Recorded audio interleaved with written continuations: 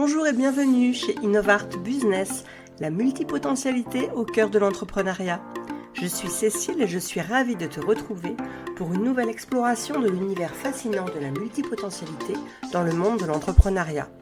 Que tu sois entrepreneur, freelance, créatif ou simplement curieux d'en savoir plus sur la manière d'intégrer avec succès tes multiples passions et talents dans ton activité professionnelle, tu es au bon endroit.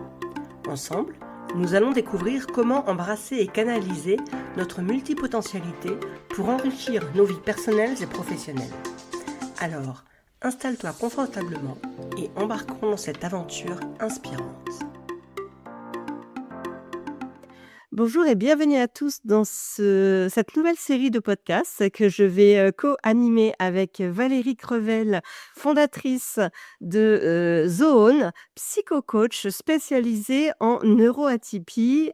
Bonjour Valérie, est-ce que la présentation est bonne? Oui, bonjour Cécile, la présentation est très bonne. Alors, on va entamer une petite série toutes les deux où on va parler des neuroatypies. Donc, la nécessité en premier lieu, c'est de redéfinir ce qu'est la neuroatypie. Très bien. Je vais commencer par donner une définition qui va être assez simple. Je vais me servir de slides et d'un support que j'ai déjà utilisé pour des conférences.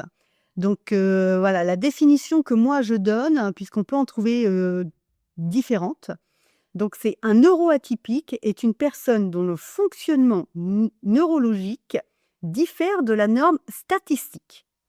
Cela inclut des particularités dans la perception, la pensée, l'apprentissage, la communication ou le comportement. Donc tout ça, c'est une définition. Et les neuroatypiques comprennent des personnes comme.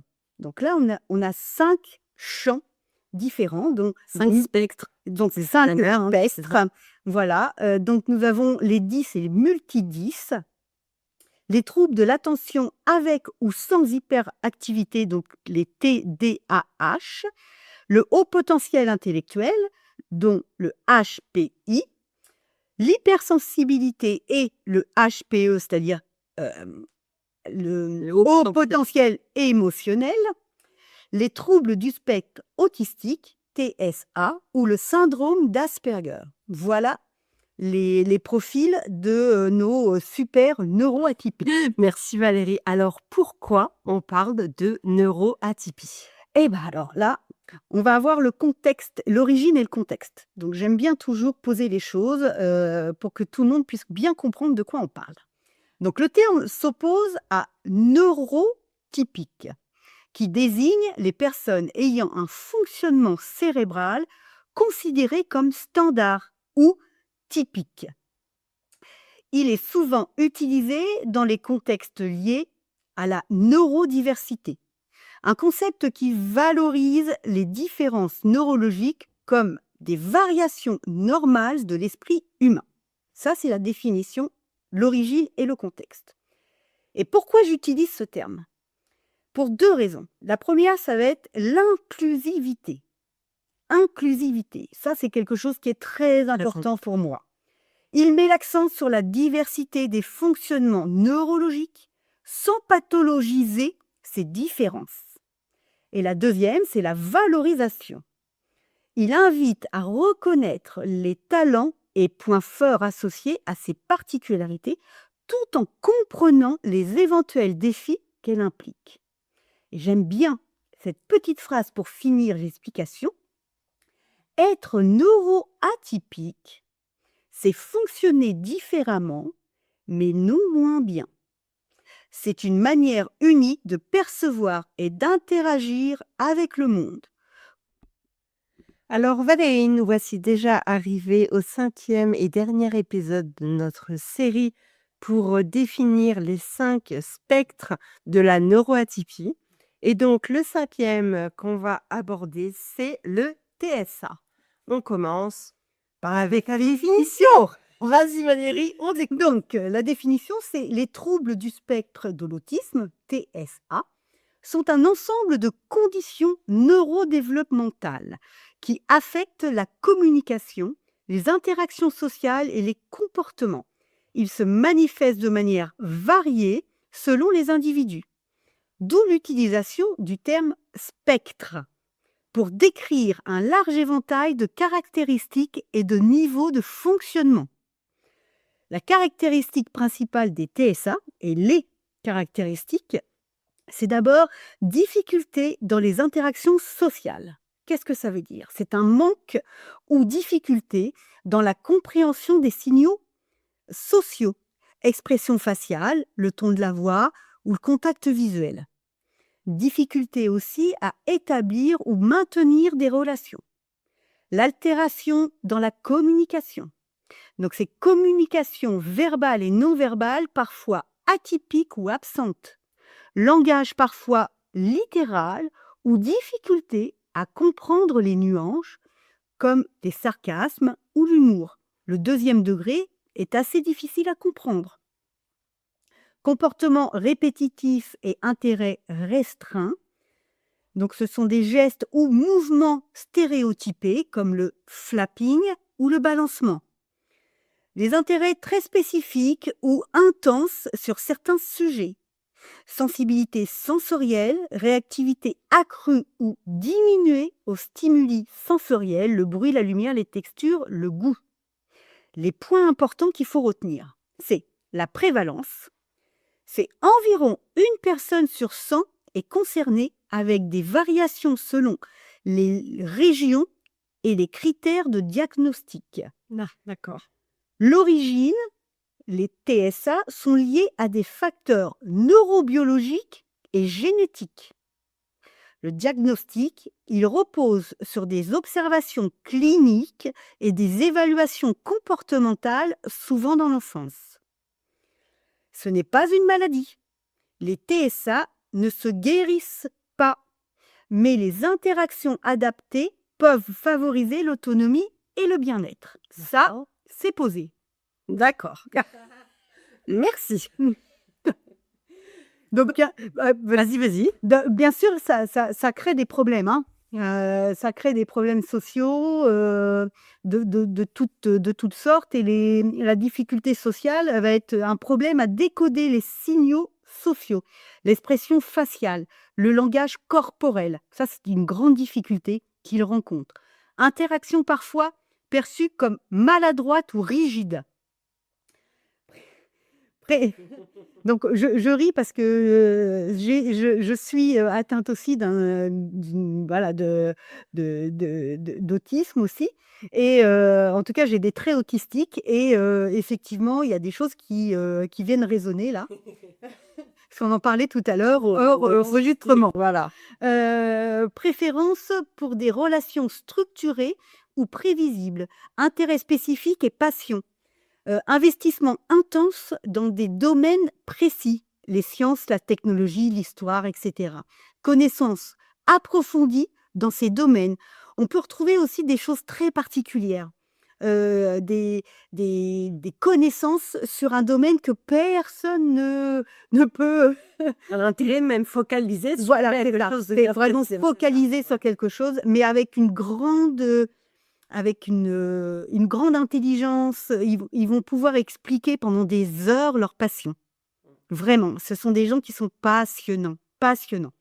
Donc la difficulté va être aussi dans la communication verbale atypique.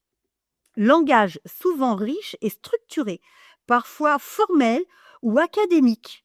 Ils ont des langages qui sont très, oui. Je fais un geste, Valérie dit oui parce que je fais un geste un peu saccadé avec ma main, mais Alors, ils ont surtout une capacité d'expliquer les choses avec un langage extrêmement soutenu. Difficulté à comprendre les nuances du langage. Alors, effectivement, le sarcasme, l'humour implicite. Et c'est pour ça qu'ils vont utiliser des mots justement. oui, parce que les mots ont les mots ont une importance essentielle. Rigidité dans les comportements. Préférence pour les routines et les environnements prévisibles. Stress ou anxiété face aux changements imprévus. Donc ça, c'est quelque chose qui est très déstabilisant. Donc il y a aussi la sensibilité sensorielle. Réaction intense à certains stimuli sensoriels, comme le bruit, la lumière, les textures. Effectivement, Et là, je reviens sur les vêtements. Ça, c'est très difficile de porter des vêtements qui ne. Utilise ça les matières qui Mais non, mais alors ça dépend de chaque personne. Ça dépend vraiment de chaque dépend de personne. chacun. Oui.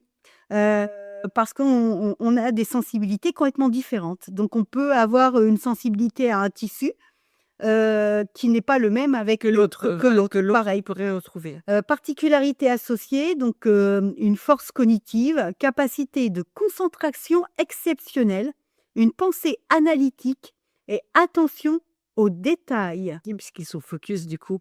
Tout à fait. Mmh. Donc là, la nuance, elle est entre le syndrome d'Asperger et l'autisme. C'est que le syndrome d'Asperger, les personnes qui sont Asperger n'ont pas de retard mental. C'est là la nuance. Le syndrome d'Asperger est souvent associé à un QI moyen ou supérieur à la moyenne. D'accord. Le diagnostic différencié. Bien que le terme syndrome d'Asperger ait été inclus dans les TSA depuis le DSM-5, donc depuis 2013, il reste utilisé pour décrire cette représentation spécifique. D'accord. Donc il y a quand même 2 champs un peu différents. Et là, dans les spectres en tout cas dans les neuroatypies, il y a vraiment le syndrome d'Asperger, pas les autistes. D'accord ? Oui. La conclusion, donc je vais vous faire une petite conclusion de ces caractéristiques. Les personnes avec un syndrome d'Asperger apportent une perspective unique grâce à leur passion, leur pensée logique et leur capacité à exceller dans les domaines pointus. Une meilleure compréhension de leur spécificité peut enrichir leur intégration et épanouissement. On a la chance, avec les réseaux sociaux, de pouvoir justement aller écouter des personnes extrêmement intéressantes qui se définissent, qui ont été définies avec le syndrome d'Asperger. Et on peut en voir aussi bien dans les TEDx que sur des chaînes ou autres, et sont vraiment passionnants. Il y a eu de plus en plus, on en a parlé de plus en plus, Oui. des Asperger, effectivement, c'est devenu presque une mode. À un moment donné, on n'entendait que ça. C'est souvent ça, quand on sort un nouveau mot, une identité. Mais du coup, ça a permis de mettre ce type de fonctionnement peut-être un peu plus commun dans notre langage, de mieux les comprendre. Comment on aide une personne, comment une personne TSA arrive à s'adapter dans la société? Très difficilement. Comment on Très peut difficile. l'aider j'ai l'impression que c'est encore plus difficile que pour les autres spectres. Oui, ça c'est oui, c'est effectivement, et là c'est un spectre qui doit être identifié et qui rentre dans le DSM-5. Donc du coup, et ça rentre dans les catégories. Donc c'est vu par des médecins, c'est vu par des psychiatres, ils sont diagnostiqués, ils sont identifiés. Et Donc pourtant, ce n'est pas une maladie, non, mais par contre là, il y a quand même une identification Oui. qui est faite et reconnue par notre système de soins français oui, pour oui. une Il y a une prise en prise en charge. Il y a une prise en charge. Alors, et donc effectivement, puisqu'ils sont considérés avec un handicap. D'accord. Donc ils peuvent bénéficier de l'aide, de l'aide et même d'aide d'État par rapport aux autres neuroatypiques. Tout à fait. Alors, On est dans une catégorie un petit peu différente, et dans cette catégorie, effectivement, là, moi, ce que je vais, là où je vais insister, c'est sur cette façon neuronale de penser. Voilà. Tous les neuroatypiques que j'ai pu présenter sur ces 5 épisodes ont tous cette capacité neuronale de pensée différente et de création de pensée et d'adaptation. C'est ça qui fait la différence. Et bien sûr, on a aussi des points forts de ces personnes porteurs de syndrome d'Asperger. Et la première, c'est la capacité intellectuelle élevée. Là, c'est indéniable que ils ont une concentration exceptionnelle, faculté à se concentrer profondément sur des sujets d'intérêt. Bien sûr, il faut que ça les intéresse, ça veut le dire. Si ça ne les intéresse pas, de toute manière, voilà, ça leur passera au-dessus de la tête. Voilà, c'est compliqué quand tu élèves un enfant qui a, des similitudes ou, après on peut en revenir un petit peu, au HP et cetera aussi, mais dans tous les cas, quand on parle des adultes, c'est une chose, de se comprendre, mais quand on parle des enfants ou de nos enfants, je crois qu'aujourd'hui, c'est important de bien comprendre tout ça pour les aider à être guides parce qu'ils peuvent pas s'adapter, au mode éducatif qui est en Non, place actuellement non, ça c'est et pas possible. on leur demande Oui, de s'adapter oui, et en tant que parent, on s'arrache les cheveux. Tout le monde est malheureux, en fait. complètement. L'enfant, le parent, probablement le prof ou l'instit qui sait pas, quoi faire et du coup, on en revient à ce qu'on disait souvent de l'échec scolaire ou une voie de garage lorsqu'on a avec toutes ces personnes, de telles possibilités, une telle Complètement, richesse, complètement. c'est dommage quand même. Et du coup, je vais revenir aux capacités intellectuelles. Donc, il y a aussi ils ont une capacité de mémoire remarquable. Capacité à revenir, à retenir et à rappeler des détails avec précision, souvent dans les domaines spécifiques. Logique de pensée analytique, compétence à résoudre des problèmes complexes et à identifier des solutions innovantes. Aujourd'hui, ces personnes-là commencent à être recherchées par beaucoup de grosses entreprises pour leur capacité à, à penser autrement, justement. Mmh. Ils ont aussi une expertise dans les domaines spécifiques. Effectivement, ce sont des experts, mais vraiment des experts. Passion approfondie, investissement intense et connaissance approfondie de leur centre d'intérêt. Ils ne se contentent pas de juste aimer ce qui leur passion. Hein. Non, non, ils vont Connaissent toutes les petites lignes. tout, tout, tout. Ils peuvent Sont tout. incollables. Ouais, ils sont incollables sur le sujet. Spécialisation professionnelle, capacité à exceller dans des métiers techniques, scientifiques ou artistiques grâce à leur expertise. Ils ont aussi, authenticité et intégrité, honnêteté naturelle, tendance à être direct et sincère, ce qui des fois est très problématique, souvent perçu comme une qualité dans les relations personnelles et professionnelles. Un engagement, investissement total dans les tâches ou projets qui les passionnent. Ils ont aussi une attention aux détails, précision, capacité à repérer des erreurs ou à des anomalies que d'autres pourraient manquer. Perfectionnisme productif, souci du détail qui peut être un atout dans des projets nécessitant rigueur et exactitude. La créativité et l'originalité, bien sûr. Perspective unique, vision différente et originale qui peut conduire à des idées innovantes. Expression artistique. Certains Asperger développent des talents dans des arts visuels, la musique ou l'écriture. Loyauté et fiabilité. La relation sincère, fidélité et dévouement envers les personnes de confiance. Et là, j'insiste bien. De confiance, et oui. Responsabilité, respect des engagements et des règles, souvent avec rigueur. Sensibilité et empathie profonde, parfois non conventionnelle. Bien que souvent mal interprétée, leur empathie peut se manifester de manière non verbale, par des actions concrètes plutôt que des expressions émotionnelles, ce qui en fait des êtres quand même exceptionnels.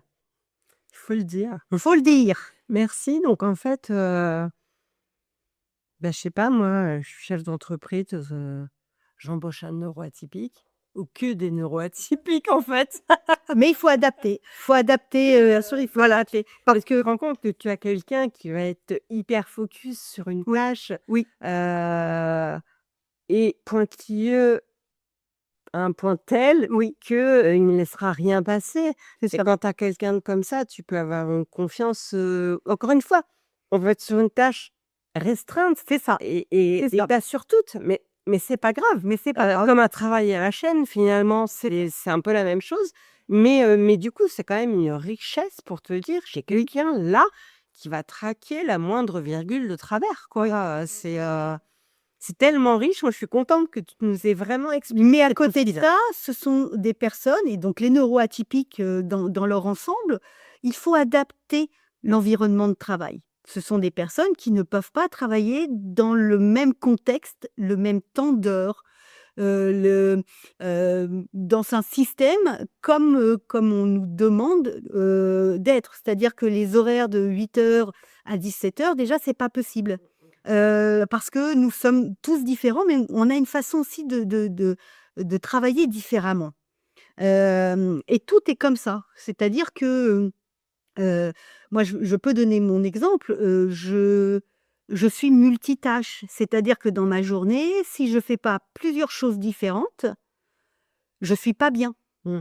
Voilà, et j'ai besoin de mes routines, j'ai besoin, d'avoir plein de choses différentes et donc si j'ai ça, je vais pouvoir continuer. Mais si on me demande de faire toujours la même chose, c'est-à-dire un 35 heures, par semaine sur quelque chose qui n'a pas de sens pour moi, je ne pourrai jamais le faire et je ne peux pas le faire et je n'ai pas pu le faire parce que j'ai essayé, j'en ai fait un burn-out. Bah, moi aussi. Voilà. Bienvenue dans mon monde.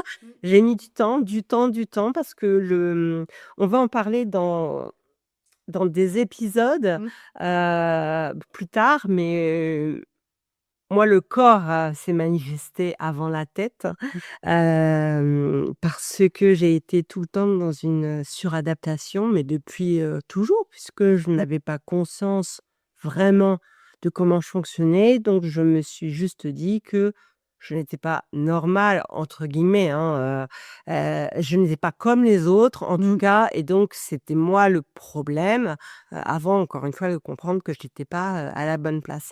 Et tout ça, on va en parler. On a prévu après des podcasts où vraiment on va parler de sujets avec tous ces neuroatypiques, donc tous ces spectres dont on a parlé, les 5. On parlera de comprendre ces différences pour mieux s'aimer. Mmh. On va parler, de donc neuroatypie et entrepreneuriat. Quand on sort du cadre, Oui. est-ce que le plus simple ou pas, c'est de monter sa boîte finalement? Trop sensible, trop intense, et alors? Oui. Hein, le trop, trop, trop, tu es trop, mais est-ce que c'est vraiment grave d'être trop? Le diagnostic, une révélation ou une étiquette? Mmh. Voilà, comment vivre avec un diagnostic? Est-ce qu'il faut vraiment être diagnostiqué pour, s'accepter? Voilà, élever, oui, savoir quand on se sent, différent, comment, survivre, comment, continuer à progresser, et ça, c'est une piste intéressante aussi. Le corps, puisqu'on vient d'en parler, le corps et les émotions chez les neuroatypiques, comment ça peut transparaître et qu'est-ce que ça peut provoquer cette suradaptation, intellectuelle, en tout cas psychologique, peut-être plutôt le mot permanente, et vivre l'amour et l'amitié en tant que neuroatypique, puisque là aussi on est peut-être trop exigeant, trop émotif, j'en sais rien, trop, demandeur. Ce sont 7 points, pour l'instant qu'on a envie de partager avec vous et sur lesquels vous pouvez nous poser des questions. On va en parler sur les réseaux sociaux, mais je crois que Valérie, tu es aussi ouverte à d'autres questions et à d'autres Tout à fait, points à tout à fait. rapporter. Je peux aborder, d'autres sujets, Donc n'hésitez pas à contacter ou Valérie ou moi-même, en fait, pour nous proposer des sujets qu'on peut travailler et développer. Car notre but à toutes les 2, c'est de vous donner des clés, de vous aider, et d'aider aussi, votre entourage, enfin vos enfants, vos frères, vos sœurs, vos parents, que ce soit vous qui soyez neuroatypique ou quelqu'un de votre entourage, mais aider, tout ce petit monde à vivre ensemble. mais oui, Est-ce que ça te convient, ce ça que me je dis? ça me convient très, très bien. Et là, est-ce que tu as un petit mot pour terminer? Alors, oui, j'ai un petit mot, merci beaucoup Cécile, Ouais. j'ai beaucoup apprécié, Donc là, pour tout vous dire et pour être transparente, on a enregistré les 5 podcasts à la suite. Oui, les 5 spectres. Voilà, les 5 spectres. Donc, j'ai besoin d'aller bouger là, par exemple. Voilà, j'ai besoin d'aller bouger, j'ai besoin de faire autre chose, j'ai besoin de partir sur une soirée, parce que là, il est déjà tard. Et ce que je vais aller faire d'ailleurs. Et à l'inverse, tu vois, comme quoi on est différentes. Moi, là, je suis très fatiguée. Je suis vidée. Et moi, là, j'ai besoin de me retrouver seule et de m'allonger. Ah oui. Alors que moi, là, je pense que je vais aller danser, par exemple. Là. Non, mais c'est génial. C'est pour te montrer. Alors après, on a nos vues, nos santé, nos machins, nos trucs. Mais voilà, moi, là, typiquement, j'ai été nourrie. En plus, j'apprends des choses. J'adore échanger avec toi. Et j'adore échanger en général. Mais comme je donne tout, ça me fatigue. Et je voulais juste aussi préciser que j'ai une amie, la dernière fois, qui m'a dit, donc qui n'est pas neuroatypique, hein, mais qui est quand même très, très, très bonne amie, si ce n'est la meilleure, et qui m'a dit, il faudrait que tu arrêtes, tu fais trop de choses. Et tu fais trop de choses, donc tu es fatiguée. Et là, je lui ai expliqué, parce que du coup, elle a dit ça à une autre copine et qui m'a dit, j'ai cru comprendre que tu n'arrêtais pas et que tu étais débordée. J'ai eu un peu de mal à l'expliquer en me disant, mais en fait, je ne fais pas plus de choses que d'habitude. Mon cerveau va très vite. Bon, par rapport à mon corps, tout le monde a bien compris. Et simplement, j'ai besoin, ce que toi, tu vas faire normalement en 5 heures de temps, moi, va me demander une telle concentration et une telle énergie que je suis épuisée. Et comme les gens ne comprennent pas que je suis fatiguée et que j'ai besoin d'un temps de repos, je dis que je suis débordée. Parce que ça règle Oui. un problème, une explication. Et donc, du coup, j'espère que cette amie qui a certainement écouté cette série, Ah, et de toute façon, elle va compris. elle va comprendre comment tu fonctionnes. En tout cas, merci beaucoup. Ça a été un grand plaisir. Merci Val, merci. Et on se retrouve bientôt pour les prochains épisodes. Merci beaucoup. À très vite. Au revoir. Et voilà, c'est tout pour aujourd'hui sur Innovart Business. Merci d'avoir été à l'écoute. J'espère que tu as trouvé de l'inspiration et des idées utiles pour appliquer la multipotentialité dans ton quotidien entrepreneurial. N'oublie pas, la diversité de tes talents, c'est une force, pas une faiblesse. Reste connecté pour de nouvelles histoires, de nouveaux conseils, des discussions passionnantes dans notre prochain épisode. D'ici là, continue à explorer, créer et innover. Si ce podcast t'a plu, n'oublie pas de le noter 5 étoiles sur ta plateforme d'écoute préférée. À très bientôt.